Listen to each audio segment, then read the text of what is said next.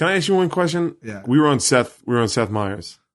And That's another topic we got to talk about. But he wore a bow tie on Seth Meyers. Yeah. Did you get family members contacting you, being like, "What the fuck is that guy wearing?" Like Farrakhan. Did that happen? Because I got like 4 texts that was just like, "Can you slap that bow tie off that fucking head?" It was like cousins I haven't spoken to in like 2 years. I actually love a good bow tie. Yeah. Murray wears it differently than I would wear it, which is to say not the bow tie itself, but the entire ensemble with the bow tie. He's got like an uncool Orville Redenbacher. It's like way about him.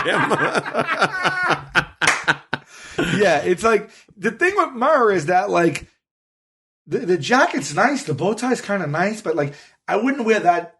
Never mind the print of that and the matching shirt. I wouldn't do that. I wear my bow ties and have one of my bow ties in a very different way. Here, no, there. The fact that he has to go with the purposefully new but looked worn out jeans with his suit jackets and ties all the time right. is such an old style. Right. It's literally like Full House, like fucking Uncle Jesse, I tell you, he looks like the substitute teacher from an 80s sitcom. Right. The one that comes in and he's trying to relate to the kids. Right. And he's got his faded jeans on, but he's got the tie. So he's professional, but he's hip. He's a young teacher. Sure. He's like the mullet of teachers. Yeah, exactly. Yeah. He's going to reach out to you. He's going to understand. The faculty's going to look and be like, oh, he's the one that's both of us. He's the one that's going to change things. He's our conduit to the voice of the kids. Right. You know, he's the hip teacher. He's going to do all the after school programs. You know, he'll lead this club and that club. He'll lead the dance. Right. We'll go through that. Right. And then if we need anything, and then he's like, listen, I can talk to the kids about anything. I talk to him about Pac-Man. Sure. I can talk to him about Rubik's Cube. You know what I mean? Like, what do you want to talk about? Like anything you want to talk about. Right. You know? And then he'll go into the teacher's lounge and talk to the teacher about Dynasty. Sure. Falcon Crest. You know, like, who shot JR? It's all on the tip of his tongue. He's towing that line. Or so he thinks. The only problem is it's fucking 2014.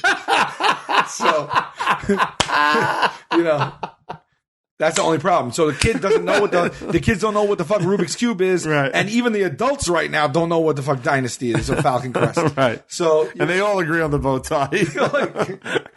I respect him, and I've told him before, for keeping his head shaved when I told him to, and I respect him for trying a new style. I really do. He goes, I said to him, bow tie? He goes, try it. Sure. But what he does is, and this is how Murray shops, it's the only way he shops, and it's the only way he does anything. If he sees something new, he goes to it 200%. Right. So he says, oh, bow ties. I'll take 10. Right.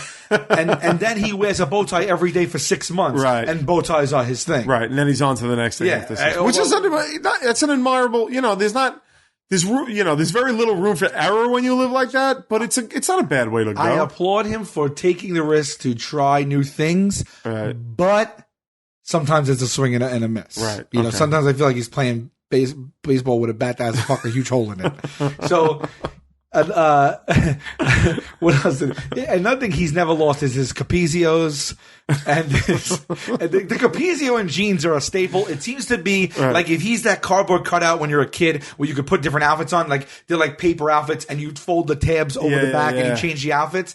If I feel like he has no accessories for below the belt, sure. But the accessories really fluctuate up top, right. But he's gonna stick with his jeans that look faded, but not from wear, right? Just from that's the style, sure. Which those, by the way, those have come and gone. Those two, yeah, they really those have gone. Those were like early 2000 jeans, right? Even 90s jeans.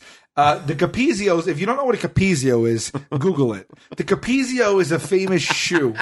It's like a tap shoe that was famously worn by Michael Jackson. Right. That was his and Michael Jackson did the moonwalking and everything. Sure. And Murray, while they're probably not legitimate Capizios, we just completely generalize every dress shoe he wears with his yeah, he'll throw a penny loafer in there. It's got like that gold link thing on the front of it. He's either wearing the broken in jean or the cotton Docker.